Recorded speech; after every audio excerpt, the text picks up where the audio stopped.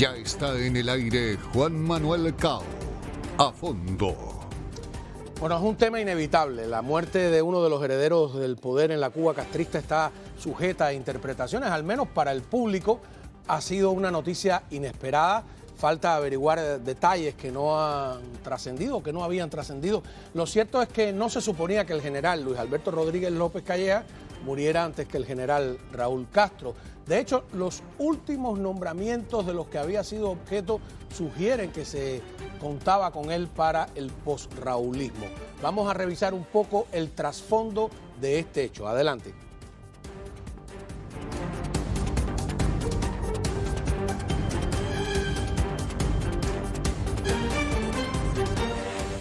Muy bien, tenemos un reportaje sobre este tema para el régimen.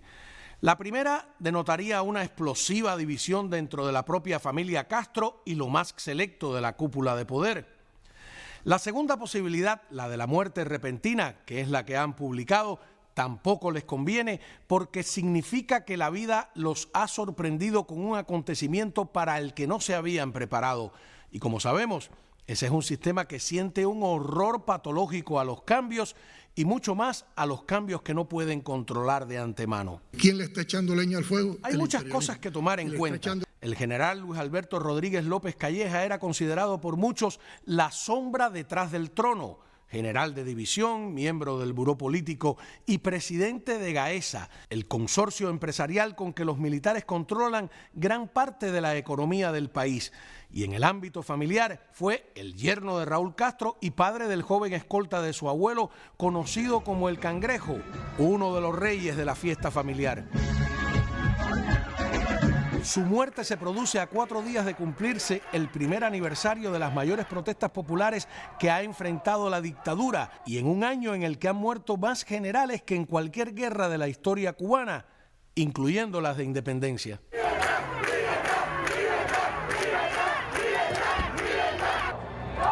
Era, podría decirse, un hombre sin voz pero con voto. Casi nadie lo recuerda dando un discurso o una declaración pública, pero en cada momento importante, ya fueran las relaciones con Estados Unidos, Rusia o China, ya fuera junto a su también poderoso excuñado o vigilando de cerca a Díaz-Canel, en cada foto, discretamente, aparecía la figura de López Calleja. Ahora, por las razones que sea, ya no está. Muy bien, y la pregunta inicial que algunos están haciendo, ¿murió o lo mataron? Parece frívola, pero tal vez no lo sea. Cualquiera de las dos noticias es mala, sin duda, para el régimen. Vamos a ver por qué. Tenemos en la mesa a Rolando Cartaya, de la Fundación para los Derechos Humanos en Cuba, fundador del periodismo independiente dentro de Cuba. Muchas gracias por estar con nosotros, ¿no? Tenemos a Sergio Comas, que es, sin duda, para mí es posiblemente el especialista en temas de Cuba mejor enterado y mejor informado que podemos tener aquí en nuestra mesa, así que muchas gracias de verdad por estar acá. A ver, empiezo con esta pregunta porque veo que en las redes sociales permanentemente la está haciendo todo el mundo. Y la idea de que, bueno, si lo mataron, entonces que hay una bronca inmensa y es una mala noticia. Si murió repentinamente, pues es también una mala noticia porque no estaban preparados. Sin embargo, discúlpeme empezar con Sergio. ¿Hay algunos informes de que sí tenía problemas de salud? Sí, lo que ocurre es como la pregunta que tú te planteas es la normal debido a la opacidad tan grande que hay sobre los temas cubanos. Pero él prácticamente hace unos meses había sido intervenido quirúrgicamente, se dice que le habían extirpado parte del pulmón. Y llama la atención que violando toda regla partidaria al general que ponen en el Buró Político, ¿cómo se llama el general? Que olvidé el nombre. Espinosa. Espinosa. Cuando ponen Espinosa es Abril, un hombre de 83 años. Sí. El general Espinosa lo ponen en Abril para... Ellos habían dicho que con más de 60 no. Sí, pero ya sabían, violando toda regla, que hicieron una justificación fantástica. Es que ya sabían que este muchacho iba a tener... Muchacho porque es un hombre que ha muerto a los 62 años, comparado con la gerontocracia que dirige Cuba, ya sabían que el final era completamente fatal. Lo tenían en una casa apartada con un cuidado especial y algunas fuentes aquí en Miami que lo sabían, lo han dicho tardíamente, precisamente para que no los vinculen con esa familia, pero saben que hay muchos cubanos en la diáspora y las cosas se conocen mucho. Y básicamente sí, yo no creo que lo hayan asesinado, es una muerte que ellos no esperaban y que precipita completamente el control del dinero en Cuba. Ok. Tú hiciste un trabajo previo, ¿no? Sí, No sé si que... hace unos meses acerca de él, un compendio más o menos de su vida y de la posibilidad que tú estabas diciendo de que lo promovieran. O sea, había una cronología donde él fue promovido de general de brigada a general de división sin batalla. Después lo suben del Comité Central al Buró Político. Y después a la Asamblea Nacional. Nacional. A la Asamblea Nacional, por Remedio, donde él dicen que nació en Santa Clara, pero yo estoy seguro que a Remedio habrá ido cuando lo eligieron. Eso es una cosa extraña de Cuba, que tú puedes representar a una ciudad en la que no vives, que eso aquí no se permite, por ejemplo, ¿no? Claro. Sí, eso es característico de Cuba. Los dirigentes son elegidos a esta Asamblea Nacional, aunque no vivan en el lugar. Entonces, todo daba la impresión de que él podía ser promovido ya después de ocupar todos esos cargos, por lo menos al cargo de primer ministro. Porque presidente no podía ser, porque la Constitución prohíbe que con más de 60 años tú ocupes la presidencia. Bueno, pero ya vimos que... Sí, pero lo que dice Cartaya es vital porque ya la Constitución tú no podrías cambiarla. En el tema partidista es un pronunciamiento de Raúl que anuncia un cambio generacional en el Congreso del partido y que no pueden cumplir por estas razones. Por eso ahora uno ve con más claridad por qué un hombre de 83 años entra al buró político violando todas reglas. O sea, porque ellos sabían que Calleja moría. Aquí hay cosas. No es tan sorpresivo. Para el público sí lo ha sido, pero a nivel, familiar... interno del gobierno. Sí. Interno, ¿no? Pero lo que dice Cartaya es cierto. Cada movimiento indicaba que este hombre lo estaban preparando para el posraulismo. O sea, que es lo que digo yo en el reportaje. No estaba en la ecuación que muriera tan joven. Antes que Raúl. Antes que Raúl, sí. Antes que Raúl, ¿no? Vamos a ver, yo creo que al parte de ese trabajo que tú has hecho, ¿no? No sé si lo tenemos listo. Tú hablas algo sobre el edificio que la gente le... Hay un edificio que va a ser el monumento a López Calleja. Sí. Era una torre que iban a construir de 42 pisos, que después parece que la han bajado, iban a hacer 2 torres de 22 pisos, algo así. Pero la gente... Ese es el hueco que estaba ahí frente al Teatro del Sótano. Sí, en K. Vamos a ver el trabajo, parte del trabajo que has hecho. Adelante. Una nueva construcción de un hotel de lujo en El Vedado es conocida como la Torre López Calleja.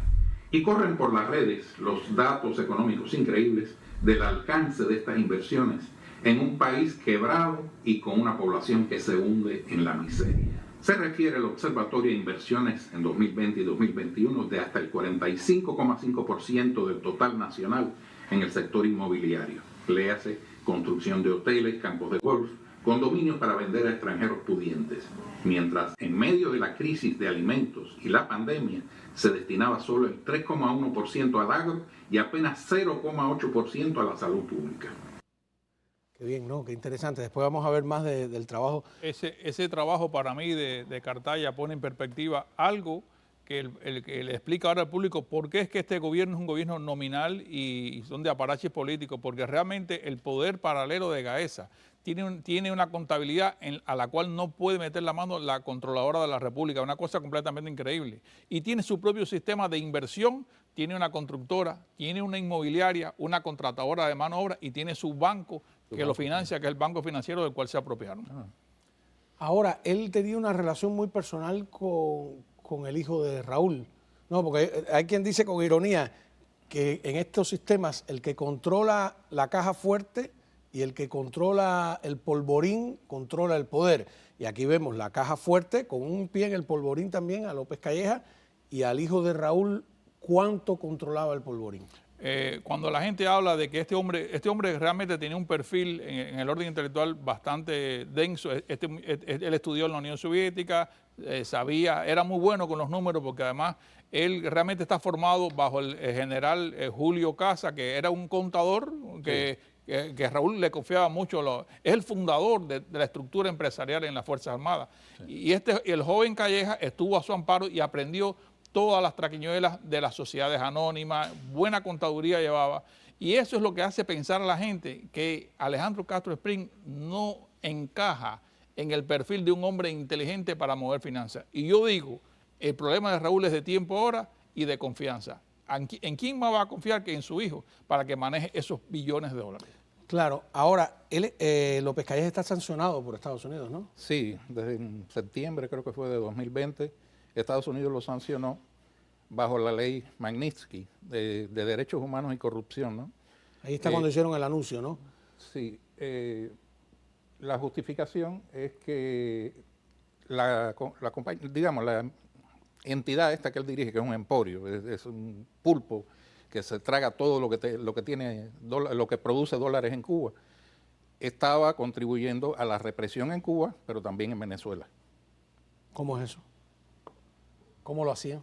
¿Cómo lo hacían? ¿Sí? Él te acaba de mencionar. Este es un conglomerado que no es fiscalizado por nadie. O sea, nadie fiscaliza el dinero que Gaesa maneja. Entonces, por ejemplo, ellos se involucran en la venta ilegal de petróleo y después de eso sacan un fondo y como dijo el Pollo Carvajal, del ex jefe de seguridad de Chávez, ese dinero lo dedicaron a apoyar a Podemos en España. O sea, incluso a crear Podemos. Incluso ayudaron a crear. A crear, sí, prácticamente. O sea, es un dinero, hay que entender que esto tiene una parte visible y una parte que no se ve, que es lo que que son los operativos prácticamente militares. Hace tiempo que en América Latina se opera así como dice Cartaya. De hecho, ahora es otra pregunta, el binomio de López Calleja con su hermano, Guillermo Faustino, que manejaba navieras y maneja navieras y sociedades anónimas en Europa, que se han diversificado por toda parte del mundo. ¿A quién van a poner a frente de Gaesa que tenga una buena comunicación con este hermano? ¿Qué giro va a coger el hermano? ¿Qué va a hacer? ¿Va a seguir fiel? Es una cosa muy interesante porque el trabajo de Gaesa en Cuba... El primo que tiene por aquí, con apellido cambiado. Pero ese primo no quiere estar involucrado y no tiene ningún peso específico en el tema que estamos hablando de política. Te voy a dar un dato sobre sus orígenes, su vinculación con la matemática, ¿no? Cuando regresemos, ¿quién es la madre de López Calleja y qué relación, yo diría que macabra, tiene con nosotros en el exilio? A ver, a mí no me gusta mucho el periodismo palaciego sobre el régimen castrista, pero en este caso es necesario. Vamos a hablar de la madre de Rodríguez López Calleja, que vive aún, que es máster, y esto es interesante, máster en matemáticas y estadísticas, en ciencias económicas, todavía está en Twitter activa ahí, replicando cosas, y asegura, estaba leyendo hoy un artículo, algunas fuentes, que Cristina López Calleja Gior Lorenz, según algunas fuentes, fue la encargada por Fidel de empadronarnos a nosotros en el exilio, por grupos, por filiaciones políticas, por ciudades, cuántos hay, nuestros hijos a qué universidades van. Es un trabajo cuasi de inteligencia, ¿no? Pero abierto. Y es científico y es una tabulación de demografía.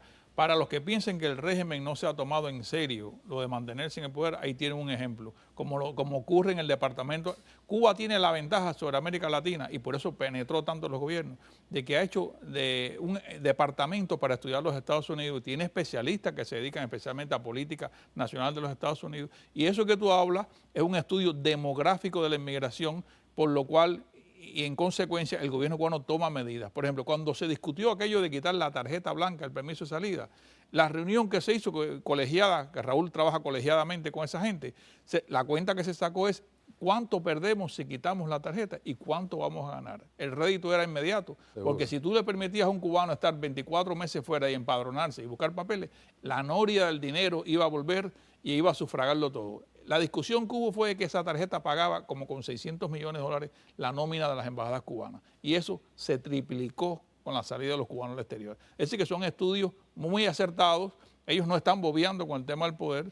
Y esta señora puso en su hijo ese perfil de matemática y esa formación, y él realmente era una persona que tenía capacidad para manejar grandes números. Y fíjate cómo Gaesa se movió a controlar la remesa, porque las remesas son dinero limpio y hay por lo menos hay estimado de 3.700 millones en algunos años. Eso lo manejaba el grupo Cimex, que más bien respondía a Fidel Castro. Pero ya cuando Castro se enfermó y todo eso, Cimex pasó a ser controlado por Gaesa. Es la red minorista en dólares más grande que él. Es de lo que se nutre. Fíjate, eso que dice Cartaya es muy importante, porque la forma en que se produce el dinero en dólares en Cuba se ha convertido en un dinero inmaterial, que es una tarjeta magnética, porque ellos se quedan, ese dinero no entra nunca a Cuba, está rondando por circuitos y triangulanos. Por eso es que Donald Trump, en el memorando de seguridad nacional, prohibió la triangulación de dinero cubano a través de filiales americanas. Y eso sí les trancó el dominó. Y fíjate que cuando FinCime es demandado en tribunales aquí y se cierra como la entidad que va a recibir las remesas, ellos nunca cedieron, no tuvieron la flexibilidad de poner, como dijeron algunos especialistas, un banco civil cubano que manejara las remesas. No, se negaron rotundamente y eso les arruinó millones de dólares. No, y ahora que habla Cartaya de dinero limpio, y estábamos hablando ayer, no fue precisamente ayer, antier, de que a mí se me había olvidado el nombre de la oficina Intercónsul, una oficina controlada por el Ministerio del Interior, que se encargaba de todo el tráfico de personas a través de Panamá en la época de Noriega. Yo estoy seguro que el Ministerio del Interior es quien controla hoy todas las salidas por Nicaragua, todo ese tráfico de las caravanas, que allí cobran de todo, desde la estadía, la comida, tienen casas montadas, están en contacto con los coyotes, en aquella época le llamaban la palangana. Hubo y esto es aquí ligeramente cambiando, un sobrino de López Calleja, residente en España, que criticó la represión castrista. Hoy el periodista Mario Pentón lo contactó de nuevo, pero este joven prefirió no hablar. Vamos de todas maneras a recordar sus declaraciones porque reflejan que hay división en la familia. Adelante. Mi familia es parte de las familias que están en el poder de Cuba. Mi tío es el general Luis Alberto Rodríguez López Calleja. Mi primo es el nieto de Raúl Castro Ruz, Raúl Guillermo Rodríguez Castro, y a ellos están dirigidas estas palabras, como al resto de mi familia y al resto de los militares en Cuba, a un llamado a la concordia y a que depongan las armas, que se inicie en Cuba un proceso de transición a la democracia. El pueblo demostró que no los quiere más en el poder. Hay una división en esa generación, ¿no? Bueno, me imagino que tú sabes, por aquí andaba un hijo de Robertico Robaina, ¿no? No sé, que nunca ha hablado. Yo invito cada vez que veo esto a todos los hijos de los dirigentes importantes que haya, que salgan, que hablen. Me parece un testimonio importante el de este joven, ¿no? Importante y marca como tú dices, una ruptura generacional. Y lo que es triste es que realmente la biología es quien nos va a servir a nosotros el cambio, porque ya tuviste que no tienen ningún plan en la mano más que permanecer en el poder. La muerte de Calleja situó en el propio centro. La entró a la familia imperial, ¿no? Ahí. Sí, efectivamente. Hay que seguir de cerca lo que va a ocurrir, aunque lo que puede ocurrir es que el mecanismo que tiene Gaesa, que no es más que parte del Ministerio de las Fuerzas Armadas, es tan estricto que cualquiera que tú pongas ahí va a tener que cumplir una misión, que es resguardar el dinero, hacerlo disciplinadamente y ser una persona confiable. Para eso tiene un aparato de inteligencia bastante desarrollado. Ahora, mi impresión desde la ignorancia es el círculo, los hijos de Fidel, los hijos de Raúl, bueno, Mariela más activa, no dan la impresión de querer estar en primer plano, de querer trabajar, ¿no? Vacilar quiere todo el mundo, ¿no? O de tener la capacidad intelectual. Yo vi, tú me disculpas, una entrevista del hijo de Raúl en Grecia, yo no sé si tú recuerdas eso, no me pareció muy dogmático, algo despótico, mandó a callar al periodista, poco carisma. Y de ellos la más mediática y la que parece más inteligente es Mariela. Es la que tiene otra proyección. Pero bueno, igual, ella sigue la pauta del partido y del gobierno y del Estado en todo. ¿No?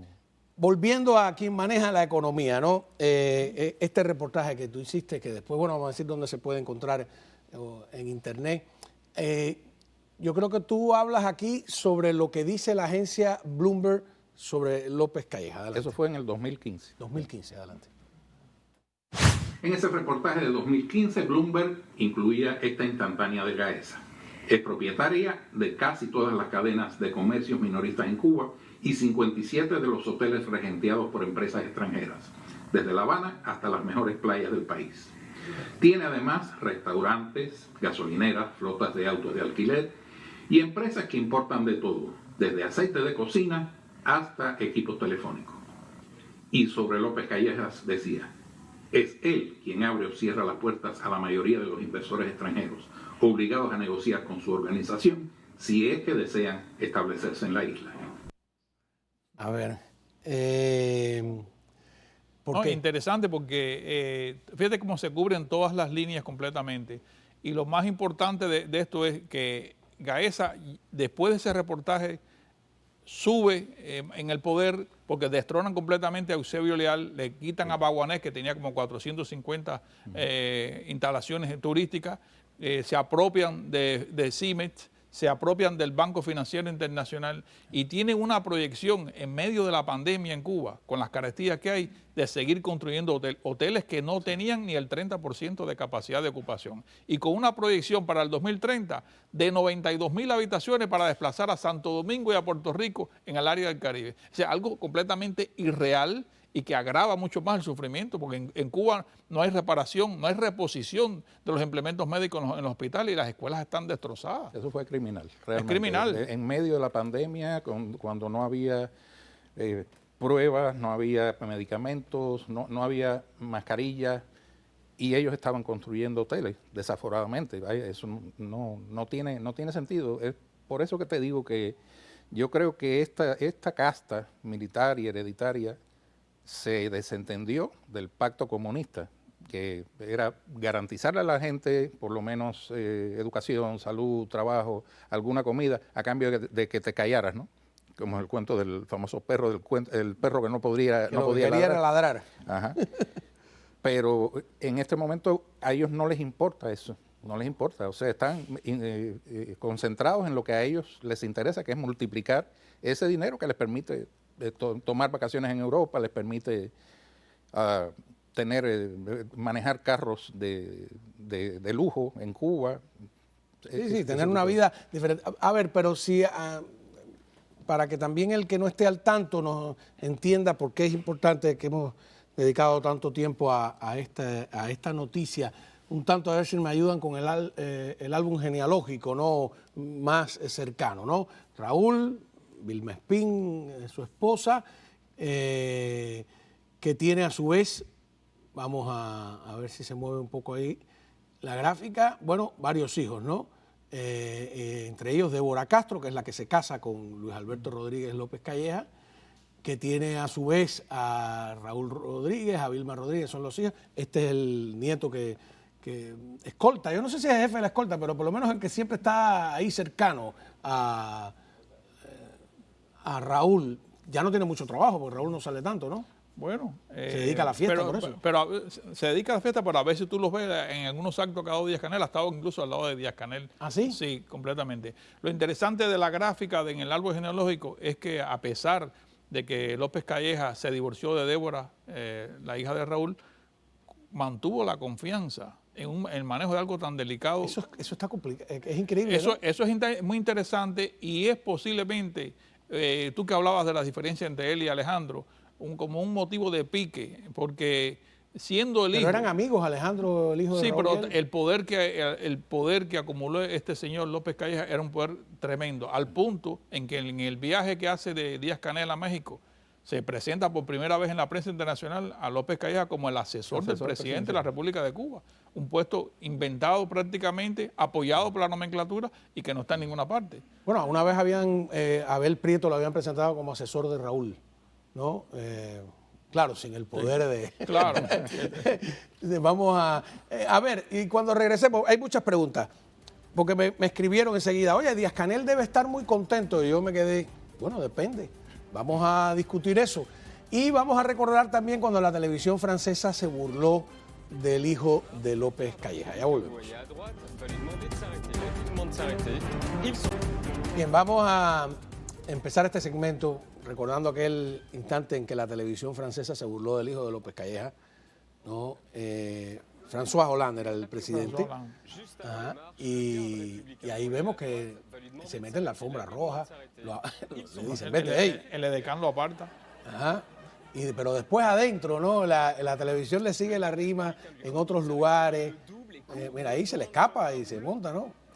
¿Qué? Fíjate que el presidente francés le dice que se quede allí. El propio presidente le dice, hey, quédate ahí. Pero bueno, ya, están repitiendo, pero adentro hay más imágenes, ya, con esa yo creo que para muestra un botón. Hay alguien por ahí diciendo que estamos haciéndole un homenaje a López Calleja. La verdad es que no, y esto es importante señalarlo, porque el destino de Cuba lamentablemente está en manos de esa familia. Lamentablemente lo que ocurra allí toca la vida de muchas personas que están dentro, que están fuera, los que están presos. Y no nos queda más remedio. Te digo, a mí no me gusta mucho ese periodismo palaciego, pero que tratarlo. Y además, por ejemplo, Cartaya, en su investigación, averigua un poco sobre la posible vinculación de López Calleja con el narcotráfico. Vamos a verlo. En 2018, el ex embajador de Estados Unidos en Venezuela, Roger Noriega, dijo a congresistas, citando a un oficial militar venezolano en activo, que López Calleja estaba coordinando el tráfico internacional de cocaína a través del puerto venezolano de La Guaira. Sin embargo, los multimillonarios ingresos de Gaesa no son presentados a la Asamblea Nacional ni son auditados por la Contraloría General de la República, y mucho menos se revierten en beneficios para los cubanos de a pie, como demuestran los desproporcionados porcentajes de inversiones que citamos antes. ¿Y esto cómo es? Esto es perfectamente posible por lo que hablábamos antes. O sea, hay una parte que es visible y otra parte que no lo es. El investigador Douglas Fara le llama esto a la empresa criminal conjunta bolivariana.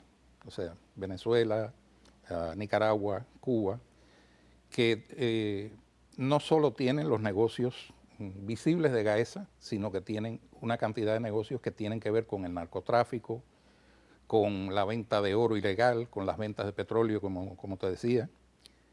Hay una cantidad de negocios que, bueno, hay muchas evidencias de eso, de aviones de Venezuela que salían, digamos, cuando estaba Zelaya en Honduras.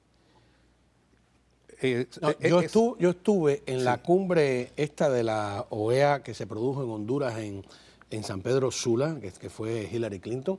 En una semana aparecieron, que estuve ahí, 3 avionetas venezolanas cargadas de droga, que esas fueron las que cogieron, ¿no? Donde salieron huyendo. Digo yo, si esas son las 3 que se vieron, ¿cuáles son las que no se verían, no? Honduras fue un paso obligado desde Venezuela. Y no solo los gobiernos, o sea, también están en coordinación con los carteles de narcotráfico, con los grupos guerrilleros colombianos, el ELN, que son además narcotraficantes también, con gobiernos como el de Irán, que son gobiernos que son, como le dicen aquí en Estados Unidos, rogue, o sea, que son como renegados, vamos a decir, que no cumplen con las normas internacionales. Este avión que estábamos conversando en el programa anterior, ¿no? Todo este misterio de precisamente un avión venezolano con tripulación iraní que pasa por Paraguay, con un fiscal de drogas que ha sido asesinado en Colombia, ¿encaja en esta ecuación? Encaja completamente. Y mientras Cartaya hablaba de Roger Noriega, estaba pensando que básicamente el tema del avión con la tripulación iraní sale a colación porque es la embajada de israelí en el Paraguay la que hace el reporte. Por supuesto, en las embajadas hay agentes de inteligencia y la embajada de Estados Unidos no se sustrae de eso. O sea, el informe de Noriega está apoyado en trabajo de inteligencia. Y eso es muy importante a tener en cuenta, porque básicamente, por ejemplo, este fiscal que mata a un paraguayo había descubierto en la triple frontera que se había convertido el Paraguay en el hub que le llaman, en el centro del transborde de la cocaína que viene de Bolivia para Argentina, para Brasil y para Europa, en contenedores industriales con elementos de agricultura. Es decir, que cuando tú ves que tienes un organismo como GAESA, que no es fiscalizado, porque Raúl Castro inventa en la Contraloría para parecerse a un país democrático y ponen a Gladys Bejerano, esta señora, que lo que hace es caerle atrás a los cuentapropistas, pero no pueden meter la mano en las finanzas de GAESA, porque está estructurada de tal manera que es un holding muy cerrado. Tienen su constructora, tienen su inversionista, ellos mismos tienen su agencia de empleo y ellos no rinden cuenta en la Asamblea Nacional. Eso no llama la atención al mundo entero. Cómo el gobierno de Díaz-Canel no puede disponer físicamente de un presupuesto para sacarle al país de la hambruna en que está y que no han comprado ni una planta eléctrica con tantos billones de dólares que entran. ¿A Díaz-Canel le conviene, le preocuparía esta muerte? ¿O no la entiende? Desde el punto de vista de que él es un figurón, que quien manda realmente es la élite esta de poder, que tiene todo el poder económico, tal vez haya respirado aliviado, me parece a mí. Se ha dicho que ellos tuvieron algunos encontronazos porque Díaz-Canel quería que GAESA diera dinero para comprar alimentos y GAESA se negaba. Entonces, ese puede ser un indicio de... De todas maneras, quien ha demostrado un desprecio por Díaz-Canel, claro, Ramiro Valdés. Primero, ¿te acuerdas que dijo, esta entrevista, estoy aquí porque me la orientaron? Sí, porque no quería ni participar con él, pero es simbólico de una generación. Y luego lo mandó a callar, ¿no? Este detalle que cita Cartaya de diferencia sobre dónde está el dinero y por qué el gobierno civil, vamos a llamarle, que es un gobierno civil, son aparaches políticos, pero es un gobierno civil, no disponen de un presupuesto efectivo, te demuestra que los viejos combatientes no respetan no solamente a Díaz-Canel, sino a los improvisados que ha designado Raúl para que tenga al frente del gobierno, cargando con toda la ira del pueblo y con toda la culpa. Fíjate que en esta etapa que estamos viviendo, la disidencia cubana se ha transformado hasta verbalmente de una manera tan agresiva que ese epíteto, eso que le dicen a Díaz-Canel, que es sin casa en inglés, es una palabra muy fuerte en el lenguaje del argot cubano, es porque ese hombre recibe todo el odio, en él se identifica, además de la lo pusieron ahí para eso, ¿no? Sí, a eso de paraván lo han puesto completamente. Ahora, una cosa llamativa, ¿no? Totalmente en el mundo de la especulación, pero según la cuenta que nosotros hicimos, tengo que revisarla porque cuesta 20 generales han muerto dentro de 4 días, el primer aniversario de las protestas del 11 de julio. Desde el 11 de julio pasado, acá López Calleja sería el general número 20, con la diferencia de que este es un general en el poder pleno y absoluto, ¿no? Tenemos incluso me llamó la atención que hoy en Granma, bueno, aquí son 17 que logramos reunir, 13.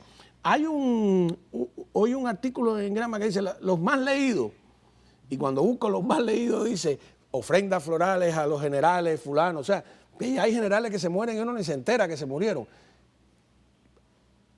Han muerto más generales este año que en cualquier guerra de Cuba, incluyendo la guerra de independencia. Es bien, muy a ver, explícame eso. Sí. Es realmente sospechoso, ¿no? por lo menos desde el punto de vista matemático de la cuenta no da. ¿Cómo es posible que se mueran? O hay tantos generales, o hay una fábrica de generales en Cuba. Sí, hay bastantes, pero muchos estaban como en retiro, o en reserva. Y también te digo una cosa, yo tengo una lectura de eso, de que la gente cree que porque alguien sea general se va a retirar con todo el confort. No, señor.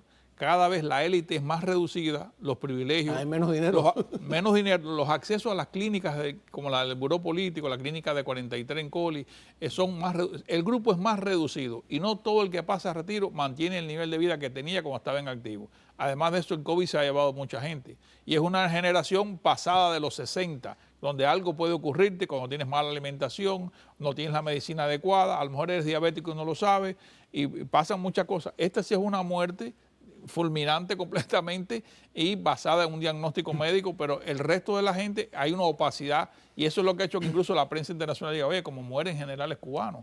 ¿Te das cuenta? Es verdad que llama la atención. Y lo de que ahora, por ejemplo, la BBC hizo un trabajo investigativo sobre los generales que han muerto en la guerra de Ucrania y vimos este aviador que estaba retirado, tenía 62 años y lo pusieron a pilotar un avión, por supuesto murió.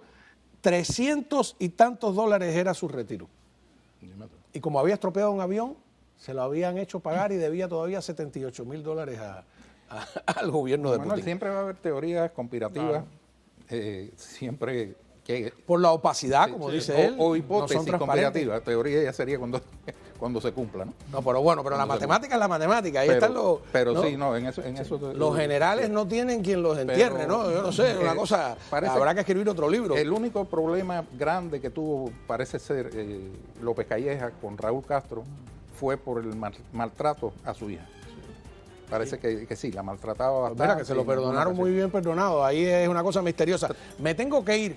Me quedaría aquí conversando con ustedes, ¿no? Que son gente inteligente e informada, pero hay que seguir. Muchísimas gracias de verdad por haber estado aquí. Fíjate,